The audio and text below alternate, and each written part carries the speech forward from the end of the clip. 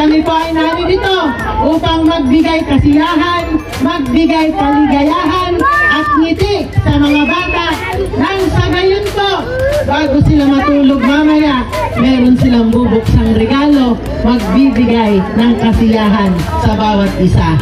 Ganyan po ang pagmamahal ng masaganang alabang sa ating mga kabataan. Kaya maraming salamat po sa mga magulang na nagbigay ng kanilang mga anak para makisa sa ating munting kasiyahan. Ako po ay taus-pusong nagpapasalamat at masayang-masayang makasama kayong lahat ngayong hapon. At sa pagkakataong ito po, magbibigay na tayo ng mga regalo sa mga bata. Okay po ba yun?